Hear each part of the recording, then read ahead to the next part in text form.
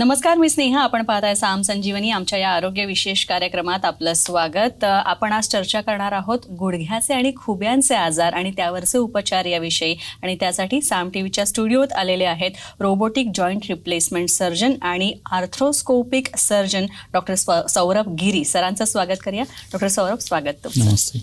Doctor Saurabh यांची थोडक्यात ओळख करून देते. डॉक्टर सौरभ गिरी हे प्रख्यात रोबोटिक जॉईंट रिप्लेसमेंट आणि आर्थ्रोस्कोपिक सर्जन आहेत. सध्या डेक्कन हर्डीकर हॉस्पिटलमध्ये रोबोटिक जॉईंट रिप्लेसमेंट युनिटचे ते हेड म्हणून कार्यरत आहेत. तसंच या क्षेत्रात त्यांना गेल्या 15 वर्षांहून अधिक काळाचा अनुभव आहे. 7,000हून अधिक रुग्णांवर त्यांनी उपचार केलेले आहेत. तसंच ते हिलिओस एंडो क्लिनिक जर्मनीमधून त्यांनी नी अँड हिप ऑर्थोप्लास्टीमध्ये रिव्हिजन सर्जरीमध्ये फेलोशिप सुद्धा प्राप्त केलेली आहे. तसंच ते नी अँड हिप ऑर्थोप्लास्टीमध्ये प्रतिष्ठित सिकॉट फेलोशिप प्राप्त डॉक्टर आहेत. महाराष्ट्रातील सर्वात विश्वासार्ह जॉईंट रिप्लेसमेंट सर्जन म्हणून त्यांचा गौरव करण्यात आलेला आहे विविध पुरस्कारांच्या माध्यमातून. चला तर मग आता चर्चेला सुरुवात करूया आणि जाणून घेऊयात गुडघा आणि खुब्याचे आजार आणि त्यावरचे उपचार काय आहेत ते. डॉक्टर, पुन्हा एकदा आपलं स्वागत. डॉक्टर, सगळ्यात आधी लिगामेंट विषयी आम्हाला थोडंसं जाणून घ्यायला आवडेल. लिगामेंट म्हणजे काय? गुडघ्याची जी लिगामेंट्स असतात, लिगामेंट 4 मेन लिगामेंट्स आहेत गुडघ्यामध्ये.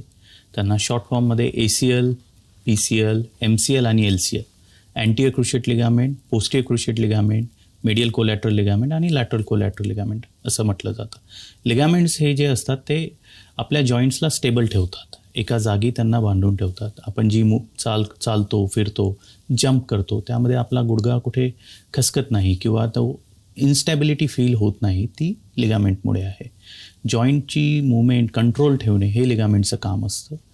आणि जेव्हा पण आपण ॲक्टिव्ह आहात, यंग पेशंट्स जे असतात किंवा जे स्पोर्ट्स खेळतात त्यामध्ये ही लिगामेंट इंजुरी होण्याचे चान्सेस असतात. मोस्ट कॉमनली ACL म्हणजे अँटियर क्रुशिएट लिगामेंट ही इंज्युअर्ड होते. त्यानंतर medial collateral ligament, posterior cruciate ligament आणि लॅटरल कोलॅटरल लिगामेंट या लिगामेंट्स कमी प्रमाणात इंज्युअर्ड होतात. लिगामेंट जर इंज्युअर्ड झाल्या, त्या डॅमेज झाल्या तर आपला जॉईंट स्टेबल राहणार नाही. आपल्याला पायामध्ये असं वाटेल, गुडघ्यामध्ये असं वाटेल की आपला गुडघा स्टेबल नाही आहे.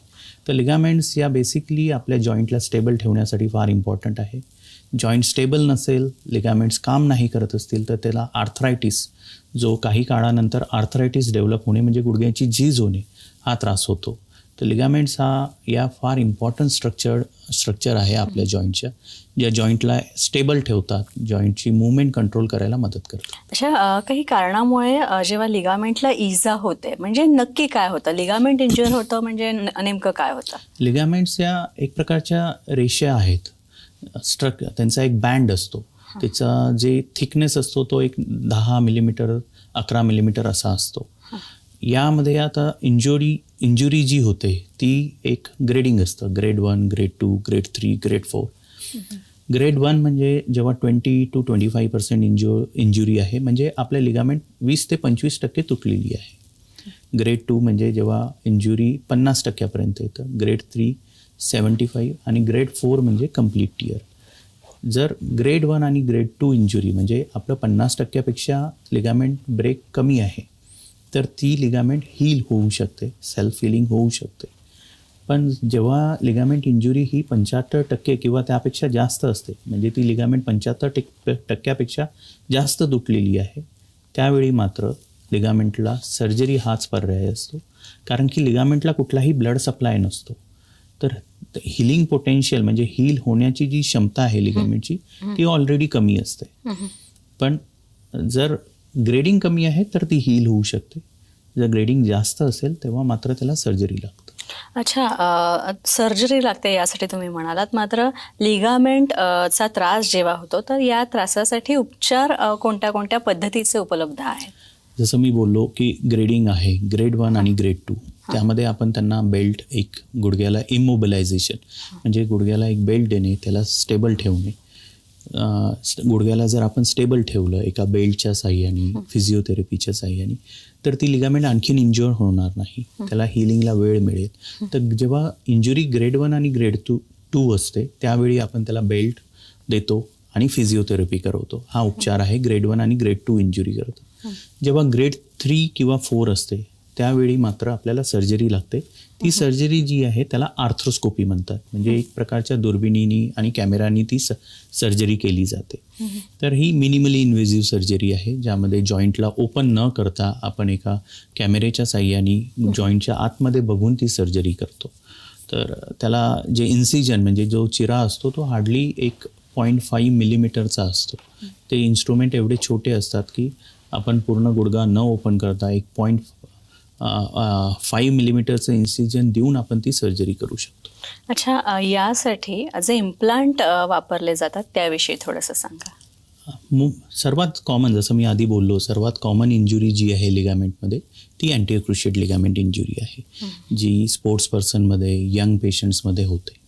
अँटीरियर क्रुशिएट लिगामेंट इंजुरीला रिपेअर करणे किंवा नवीन बनवणे यासाठी 2 प्रकारचे प्रमुख इम्प्लांट्स आहेत. एक जे स्क्रूज असतात, नंबर 2 विदाऊट स्क्रू सर्जरी करणे. स्क्रू जे असतात ते विरघळणारे असतात, कालांतराने ते विरघळतात. पण तो विरघळण्याचा जो वेळ आहे स्क्रूचा तो पर्सन टू पर्सन म्हणजे प्रत्येक पेशंटनुसार व्हॅरी होतो, व्यक्तिगणिक बदलत जातो. तर तो ॲव्हरेज जर काढला तर एक अराउंड 1.5 वर्ष त्याचा वेळ लागतो तो स्क्रू विरघळायला. तर या प्रॉब्लेमसाठी जो वेळ आहे, हा वेटिंग पिरियड जो आहे 1.5 वर्षाचा, त्या प्रॉब्लेमला ॲड्रेस करण्यासाठी आता इम्प्लांट्स आले आहेत, ज्यामध्ये आपण स्क्रू वापरतच नाही. दोन्ही बाजूनी एक थ्रेड असतो आणि बटन्स असतात ते यूज करतात. म्हणजे जो वेटिंग पिरियड आहे की स्क्रू विरघळेल तिथे, तर प्रमुख इम्प्लांट हे म्हणजे स्क्रू वापरणे आणि सेकंड म्हणजे थ्रेड आणि एंडो बटन्स वापरणे. Dr. Saurabh Giri. Of course, that was my second opinion, but I'm glad I took one. So I had my ACL surgery done during the month of October 2022, and I'm feeling really great. In fact, after a month, I genuinely felt better. It didn't seem as if I had a surgery. Thanks to the doctor, he himself was so confident that it gave me confidence that I'm sure I can start working. बऱ्याचशा robotic surgeries सुद्धा आलेल्या आहेत. तर गुडघे प्रत्यारोपणाची जी शस्त्रक्रिया आहे त्याबद्दल थोडंसं सांगा. ती कधी, का केली जाते आणि कधी केली जाते? नी रिप्लेसमेंट हे स्पेसिफिकली ओल्ड एज म्हणजे ज्यांचं वय 55-60 वयोगट आहे ते 75-80 पर्यंत ही सर्जरी केली जाते, जोड प्रत्यारोपणाची. का बरं केली जाते? कारण की जसं आपल्या एजनुसार आपल्या स्किनमध्ये, आपल्या बाकी अवयवांमध्ये चेंजेस येतात, तसेच चेंजेस आपल्या गुडघ्यामध्ये सुद्धा येतात. आपल्या गुडघ्याचं जे कार्टिलेज असतं ते एजनुसार खराब होत जातं आणि त्याला रिजनरेशनची म्हणजे परत ठीक होण्याची क्षमता त्यामध्ये नसते. तर जेव्हा आपल्याला एज रिलेटेड आर्थरायटिस होतो, म्हणजे वयोमानानुसार होणारी गुडघ्यांची झीज होते, त्यावेळी आपल्याला नी रिप्लेसमेंट म्हणजे जोड प्रत्यारोपणचा विचार करावा लागतो. त्यामध्ये जी रोबोटिक सर्जरी आहे ती रोबोटिक सर्जरी अशी आहे की आपल्या गुडघ्याचा पहिले एक CT स्कॅन केला जातो. त्या CT स्कॅनवर एक बोन मॉडेल तयार होतं. त्या बोन मॉडेलवर आपण डिसाईड करतो की किती मिलीमीटर बोन कट करायचं आहे, कुठल्या साईजचा इम्प्लांट टाकायचा आहे, कुठल्या अँगलमध्ये तो टाकायचा आहे. या सर्व गोष्टी आपण जेव्हा CT स्कॅन करतो तेव्हा आपल्याला माहिती पडतं. हे एक प्रकारे आपण सर्जरी पेशंटवर करण्याच्या आधी त्यांच्या बोन मॉडेलवर ती सर्जरी करतो आहे. तर या रोबोटिकमध्ये ॲक्युरेसी खूप वाढून जाते. ॲक्युरेसी वाढल्यामुळे इम्प्लांटचं अलाइनमेंट जे सर्वात महत्त्वाचं आहे की किती वर्ष ही सर्जरी काम करणार आहे. अलाइनमेंट जर व्यवस्थित असेल तर नी रिप्लेसमेंट हे 30 वर्ष 35 वर्ष काम करू शकतं. तर ते अलाइनमेंटची जी ॲक्युरेसी आहे ती रोबोटिक सर्जरीमुळे फार वाढलेली आहे आणि त्यामुळेच त्याचे रिझल्ट्स पण छान मिळत आहेत. सेकंड ॲडव्हान्टेज रोबोटिक सर्जरीचा हा की जे ऑपरेशननंतर, कुठलंही ऑपरेशन केलं तर दुखणार तर आहेच, पण कुठल्याही सर्जरीचा प्रयत्न हाच असतो की ऑपरेशननंतर दुखायचा त्रास कमी व्हावा. रोबोटिक सर्जरीमध्ये सॉफ्ट टिश्यू हँडलिंग म्हणजे जे मांस असतं, आपलं लिगामेंट्स असतात, त्यांना हलवणे, त्यांना ओपन करणे हे कमी होतं. हे कमी असल्यामुळे जो ऑपरेशननंतर दुखण्याचा जो त्रास आहे तो कमी होतो. तर रोबोटिक सर्जरीचे सर्वात महत्त्वाचा फायदा म्हणजे ॲक्युरेसी. सेकंड, दुसऱ्या लेवलला महत्त्वाचा फायदा म्हणजे ऑपरेशननंतर दुखण्याचा त्रास फार कमी असणे आणि रिकव्हरी फास्ट होणे. तर हे रोबोटिक सर्जरीचे फायदे आहेत. अच्छा, जेव्हा प्रत्यारोपण केलं जातं, एक कुतूहल म्हणून फक्त विचारते, आपण जेव्हा तिथे नवीन कृत्रिम अवयव बसवतो किंवा कृत्रिम तिकडे आपण स्टँड्स बसवतो, तेव्हा त्याचं शेल्फ लाईफ किती असतं त्याचं? बघा, तो पार्ट जो आहे तो मेटलचा आहे. मेटलची ॲज सच काहीच लाईफ नाही. तो मेटल वर्षोनवर्ष काम करू शकतो. पण इम्पॉर्टंट काय आहे की त्याला कशा डायरेक्शनमध्ये प्लेस केलं गेलेलं आहे, त्यावर लोडिंग इक्वल होत आहे की नाही, दोन्ही बाजूला त्यावर वेट जे येत आहे ते इक्वल येत आहे की नाही. जर एकाच बाजूला एकाच ठिकाणी वजन कॉन्सन्ट्रेट होत असेल तर त्याला तो कमी वर्ष काम करेल. पण जर त्यांचं लोडिंग व्यवस्थित होत आहे, त्याला तो इम्प्लांट व्यवस्थित बॅलन्स्ड आहे, तर तो वर्षोनवर्ष काम करू शकतो. ऑन ॲन ॲव्हरेज जर एक चांगल्या प्रकारे केलेली सर्जरी 30 ते 35 वर्ष काम करू शकते. छोटासा ब्रेक घेऊया साम संजीवनीमध्ये.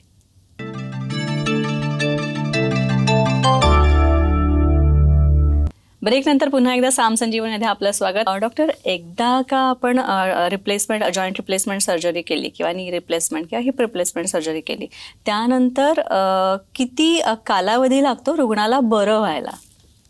नी रिप्लेसमेंट सर्जरी आज आपण जर केलेली आहे, सकाळी सर्जरी झाली असेल तर मोस्ट ऑफ द पेशंटला आम्ही संध्याकाळपर्यंत चालवतो.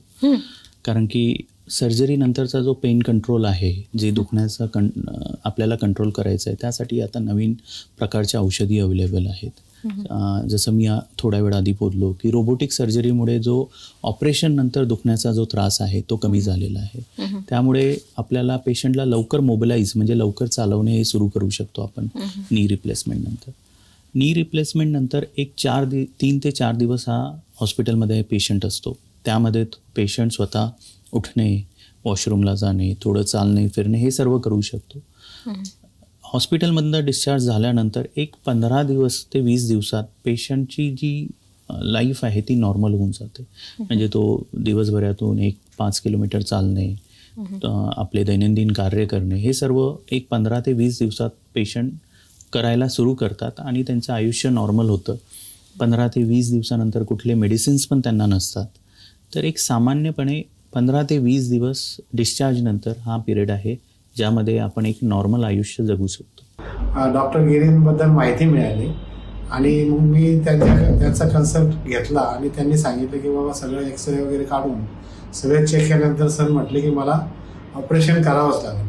मग मी ऑपरेशन केलं आणि मला लगेच त्याच दिवशी मला चालायला त्यांनी उभं केलं आणि मी चालायला लागलो. डॉक्टर गिरीकडं आल्यानंतर त्यांनी ऑपरेशन करायला सांगितलं. ऑपरेशन केलं. आता काही त्रास नाही. चालू शकता तुम्ही आता? चालू शकता. काही त्रास होत नाही? काही त्रास होत नाही. किती दिवस लागतात बरं व्हायला रुग्णांना? रोबोटिक सर्जरी नंतर जो ॲव्हरेज पिरियड आहे बरं होण्याचा तो पण एक 15 ते 20 दिवसच आहे. 15 ते 20 दिवसात पेशंटला दुखण्याचा त्रास नाहीसा होऊन जातो आणि त्यांचं चालणं फिरणं हे सर्व नॉर्मल होऊन जातं. सर्वात महत्त्वाचा जो फायदा रोबोटिकमुळे आहे तो आपल्याला जो दुखण्याचा त्रास आहे तो कमी होतो. दुखण्याचा त्रास कमी झाल्यामुळे आपल्याला पेन किलर्स ज्या घ्याव्या लागतात त्या कमी घ्याव्या लागतात. तर मेडिकेशन जितके आपण कमी घेऊ तितके दुसरे साईड इफेक्ट्स आपल्याला कमी होतील. तर एक सामान्य आयुष्य आपण विदाऊट मेडिसिन्स हे 15 ते 20 दिवसात रोबोटिक सर्जरीनंतर जगायला सुरुवात करू शकतो. तर एव्हीएनचा जो त्रास आहे त्यासाठी म्हणजे खरं तर हा एव्हीएनचा त्रास म्हणजे काय आणि त्याच्यावर उपचार काय? एव्हीएन म्हणजे avascular necrosis. AVN avascular necrosis. Avascular necrosis केव्हा होते? जेव्हा आपला बोनचा ब्लड सप्लाय बंद होतो.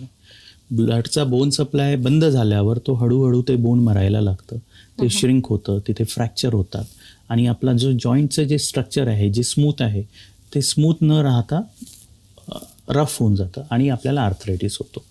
AVN सर्वात महत्त्वाचं कारण आजच्या परिस्थितीत पोस्ट कोविड हा त्रास, कोविडनंतर हा त्रास खूप लोकांना उद्भवायला लागला आहे. याचं कारण म्हणजे जे कोविडमध्ये थ्रोम्बोसिस म्हणजे रक्ताच्या ज्या गाठी व्हायच्या त्या ज्या रक्ताच्या गाठी आपल्या हिप बोनला फक्त एकच ब्लड सप्लाय आहे. जो हिपचा बॉल आहे आपला ज्याला फेमोरल हेड म्हणतात त्याला फक्त एकच ब्लड सप्लाय आहे आणि त्या रक्ताच्या गाठी जर त्या ब्लड वेसलमध्ये गेल्या आणि तिथे थांबल्यात तर त्या हिप बोनचा ब्लड सप्लाय पूर्णतः संपतो आणि त्याला एव्हियन होतं. एव्हियन म्हणजे अवॅस्क्युलर नेक्रोसिस होतं. ते बोन हळूहळू डेड होतं, मग कोलॅप्स होतं, फ्रॅक्चर्स होतात आणि आपल्याला आर्थरायटिस होतो. एव्हियनच्या त्रासासाठी उपचार पद्धती 2 प्रकारच्या आहे.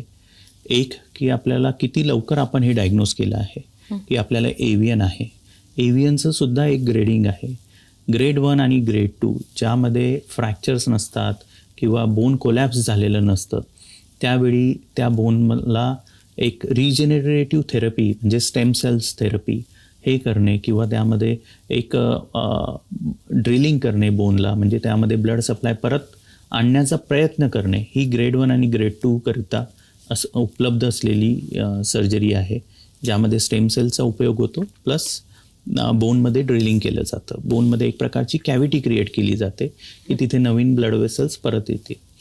जेव्हा ती ग्रेड 3 किंवा ग्रेड 4 हा एव्हियन असतो, ग्रेड 3 ग्रेड 4 म्हणजे आपल्या बॉलचा शेप ऑलरेडी चेंज झालेला आहे, त्यावेळी मात्र त्या बॉलला रिप्लेस करणे म्हणजे हिप रिप्लेसमेंट करणे ही सर्जरी आहे. 3 महिन्यापूर्वी मी डॉक्टर सौरभ गिरी सरांकडे टोटल हिप रिप्लेसमेंट केली आणि त्याला माझा खूप भरपूर फायदा झाला आहे. मला चांगल्यापैकी चालता येते, 3 किलोमीटर मी चालू शकतो चांगलं. माझे रोजचे वर्किंग ज्या व्यवसायाचे काम आहेत त्यासाठी मला जाता येतं, वेळ देता येतो आणि आजार हा पूर्णसा नाहीशी झालेला आहे, पेन पूर्ण नाहीशी झालेले आहे. अच्छा, हिप रिप्लेसमेंटचा उल्लेख तुम्ही केला, तर ही हिप रिप्लेसमेंट विषयी आपण बोलूया. ही करायची गरज कधी पडते? हिप रिप्लेसमेंट जेव्हा आपल्याला हिप आर्थरायटिस आहे, म्हणजे आपला जॉईंट जो आहे तो खराब झालेला आहे, तो हिपचा जो बॉल आहे ज्याला फेमोरल हेड म्हणतात, तो त्याचा शेप चेंज झालेला आहे आणि आपल्याला प्रत्येक पावलाला चालताना दुखतं आहे, आपलं जीवन एका जागी थांबायला लागलं आहे, आपलं चालणं फिरणं बंद होत आहे कारण की आपल्याला एवढा हिपमध्ये पेन आहे. त्यावेळी हिप रिप्लेसमेंट आपल्याला करावं लागतं. MRIच्या ग्रेडिंगनुसार बोलायचं झालं तर एक ग्रेड 3पेक्षा जास्त जेव्हा MRIमध्ये ग्रेडिंग असेल तेव्हा आपल्याला हिप रिप्लेसमेंट लागेल. अच्छा, हिप रिप्लेसमेंटबद्दल बोलायचं झालं तर यात खुब्याच्या प्रत्यारोपणात आणखी कोणत्या कोणत्या प्रकारच्या आधुनिक सर्जरीज उपलब्ध आहेत किंवा पद्धती कुठल्या उपचारांच्या आधुनिक आहेत? सध्या हिप रिप्लेसमेंट करता डायरेक्ट अँटेरियर अप्रोच ही जी पद्धत आहे ही सर्वात लेटेस्ट आणि सर्वात चांगली पद्धत मी म्हणेल आहे. डायरेक्ट अँटेरियर अप्रोच ही जी सर्जरी आहे ती मिनिमली इन्व्हेजिव्ह सर्जरी आहे, म्हणजे त्यामध्ये जो कट येतो तो एक 7 ते 8 सेंटीमीटरचा कट येतो. त्या सर्जरीमध्ये कुठली मसल कट केली जात नाही आणि हिपचा जो अप्रोच आहे म्हणजे खुब्याला जो आपण सर्जरी करताना अप्रोच वापरत आहे तो अँटेरियर म्हणजे समोरच्या भागातनं करतो आहे.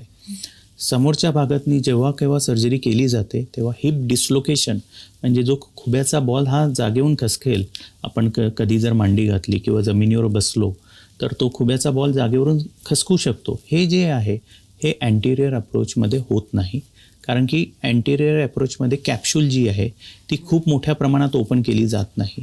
ही मिनिमली इन्व्हेजिव्ह सर्जरी आहे, त्यामुळे खुब्याचे जे डिस्लोकेशनचे चान्सेस आहेत ते नाहीच्या बरोबर आहेत. आणि दुसरा महत्त्वाचा फायदा अँटेरियर अप्रोचचा हा आहे की यामध्ये इन्फेक्शनचे चान्सेस पण कमी होतात. जेवढं आपण कमी ओपन करणार, जेवढे मसल कट नाही करणार तेवढे इन्फेक्शनचे चान्सेस कमी होतात. तर डायरेक्ट अँटेरियर अप्रोच ही खुब्या हिप रिप्लेसमेंटची सर्वात लेटेस्ट किंवा सर्वात चांगली पद्धत आहे हिप रिप्लेसमेंट करण्याची. अच्छा, आता आपण सक्सेस रेट विषयी बोलूया. नी रिप्लेसमेंटप्रमाणेच हिप रिप्लेसमेंटमध्ये सक्सेस रेट कसा असतो? सक्सेस रेट मी सांगेल की एका सोप्या भाषेत जर समजवायचं झालं, हिप रिप्लेसमेंट ही सर्वांना कळत नाही, पण जो कॅटरॅक्ट सर्जरी असते किंवा मोतियाबिंदू असतो तो सर्वांना माहिती आहे. ऑलमोस्ट भरपूर सर्जरीज झालेल्या आहे. त्या सर्जरीचा जो सक्सेस रेट आहे त्यापेक्षा जास्त या सर्जरीचा सक्सेस रेट आहे. अच्छा, यामध्ये कॉम्प्लिकेशन्स हे फार मिनिमम आहेत आणि त्या कॉम्प्लिकेशन्सला ट्रीट करण्याकरता पण उपचार पद्धती अवेलेबल आहेत. तर पर्सेंटेज वाईज जर बोलायचं झालं तर हिप रिप्लेसमेंट हे 99% जास्त सक्सेसफुल सर्जरी आहे. खूप छान माहिती डॉक्टर सौरभ यांनी आपल्याला दिलेली आहे. आणि तुम्हाला जर डॉक्टरांना भेटायचं असेल किंवा तुम्हाला आणखी कशाविषयी मार्गदर्शन हवं असेल, विशेषतः गुडघ्यांचे आजार, खुब्याचे आजार आणि त्यावरच्या आधुनिक उपचार पद्धती काय आहेत किंवा तुम्हाला या संदर्भातल्या काही सर्जरीज करायची असतील तर तुम्ही डॉक्टरांना भेटू शकता. आणि त्यासाठी जे संपर्क क्रमांक दिले ते तुम्ही तुमच्या डायरीत नोंद करून घ्या आणि त्यावर संपर्क साधून तुम्ही डॉक्टरांना भेटू शकता. डॉक्टर, तुम्ही इथे आलात त्यासाठी खूप खूप आभार तुमचं. थँक्यू. यानंतर आपण साम संजीवनीमध्ये इथेच थांबतोय. पुन्हा भेटूया नवीन विषयांसह आणि नवीन तज्ज्ञांसह. तोपर्यंत नमस्कार. नमस्ते.